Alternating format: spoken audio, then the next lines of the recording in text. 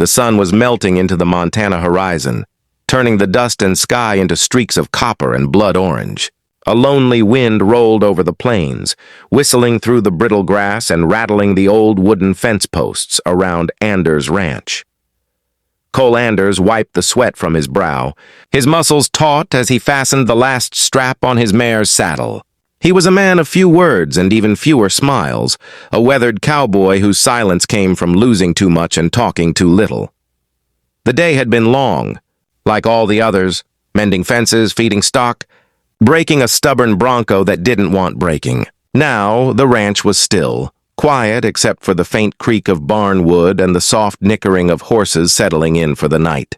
Cole ran his hand along the mare's mane, feeling the steady warmth beneath her coat.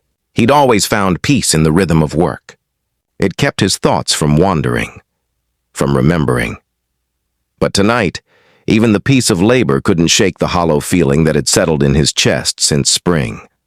3 ranch hands gone, 1 quit, 1 injured, 1 dead drunk, and vanished into the desert. He didn't blame them. Life out here wasn't kind. Sometimes he wondered why he stayed himself. He had just turned to hang the saddle when he heard the gate squeal. His head snapped up. Nobody came out this far without warning. The nearest town, Dry Creek, was 15 miles south. His hand instinctively went to the revolver holstered on his hip. The sound came again. Slow footsteps crunching through the dirt. Hesitant, but determined. And then he saw her. At first, she looked like a mirage. A small figure in a torn coat, clutching a carpet bag that looked heavier than she was. Her hair was wind-tangled, streaked with dust, her face pale except for the raw pink on her cheeks from the cold. The wind tugged at the hem of her dress, revealing boots caked in dried mud. She stopped at the fence, shoulders heaving from exhaustion. "Evening," she said quietly, her voice almost lost in the wind. "I was told you might be needing help around here." Cole narrowed his eyes, watching her closely. She couldn't have been more than 20. Thin as a reed, trembling like a leaf. She looked like she hadn't eaten properly in days. "Help?" he asked, his tone measured. "You rode up here alone?" She shook her head, her eyes lowering. "No, sir, I walked. From Dry Creek." Cole blinked, unable to hide his surprise. "You walked 15 miles through the valley?" "Yes, sir," she said, trying to sound steady. "I didn't have a horse. Sold it for food a while back." He studied her in silence. The way her fingers clutched that bag, desperate, as though everything she owned fit inside. Her clothes were threadbare, patched, worn down to the seams. But it wasn't just poverty in her eyes. It was shame. "You ever worked a ranch before?" he asked, leaning against a wooden post. "A little," she said. "My pa had a few cattle before he died. I took laundry and cooking work after that, but—" Her voice faltered. "They said I wasn't quick enough. I tried real hard, but I wasn't what they needed." Her chin trembled as she looked up at him again. "I know I ain't worth a job, sir. You'll fire me too, I expect. But if you could just let me stay in the barn tonight, I'll be gone come morning." The wind swept between them, carrying her words into the fading light. Cole didn't answer right away. He just looked at her, really looked. At the blisters on her hands, the dirt under her nails, the way her shoulders drooped from carrying more than that little bag. He'd seen folks broken before. But not like this. This was someone who'd been hurt by life so many times, she expected hurt to come again. "What's your name?" he asked finally. "Ella," she murmured. "Ella Jean Moore." He nodded slowly. "Well, Miss Moore, this barn's got holes in the roof big enough to drown a body. There's a storm rolling in from the ridge. You sleep in there, you'll catch your death." She frowned, stepping back as though expecting anger. "I don't mean to trouble you, sir. Truly—" "You're not trouble," he interrupted. His tone softened, though his voice still carried that quiet authority. "There's a spare room in the house. You can stay there. Warm meal, dry bed?" Ella's eyes widened. "Sir, I couldn't. Folks'll talk." "Let 'em," he said flatly. "You can't freeze out here for pride's sake."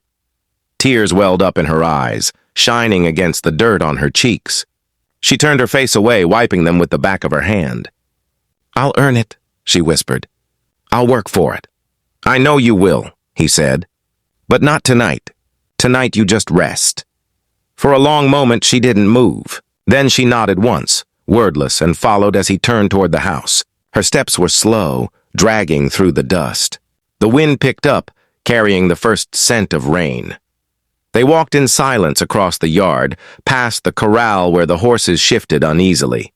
The air was heavy, the sky dark and swollen. When they reached the porch, Cole lit the lantern by the door. Its soft glow spilled over both of them, over her tired face, his shadowed one.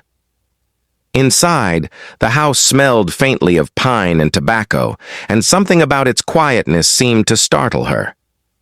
She looked around. The plain furniture, the polished rifle on the mantel, the fire that crackled low but steady. "I'll show you the room," Cole said, removing his hat. "It ain't much, but it's clean." She followed him down the short hallway, the sound of her boots small against the wooden floor. He stopped by a door and pushed it open. Inside was a simple bed with a quilt, a basin, and a window that looked out onto the fields. Ella stood in the doorway for a long time. Her fingers trembled on the handle of her bag. "I don't know how to thank you," she said softly. "Don't," Cole replied. "Just sleep." He turned to leave, but before he did, he glanced back once more. She was standing by the bed, her shoulders slumped with exhaustion, her eyes bright with tears she couldn't hide anymore.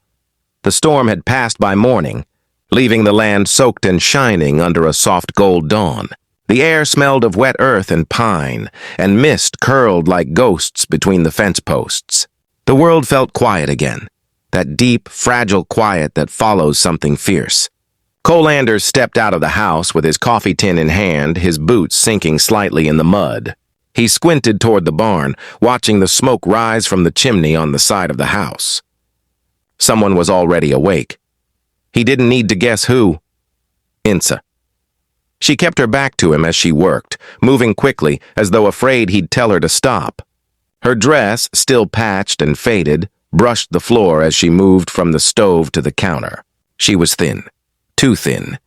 But there was something steady about her hands now, like the smallest piece of her had remembered what it felt like to belong somewhere. When she finally turned, balancing a plate of warm biscuits, he caught a good look at her in the morning light. The dirt and exhaustion from yesterday were gone. What replaced them wasn't prettiness, not the kind that turned heads in town, but something quieter, deeper. A kind of grace that didn't need asking for. "Here," she said, setting the plate in front of him. "Hope it's fit to eat." Cole took one, tearing it open and letting the steam rise. "You cook like you've done it a long while." "Since I could hold a spoon," she said, sitting down across from him but not eating. "Ma used to say no man would want a wife who couldn't make a meal from nothing.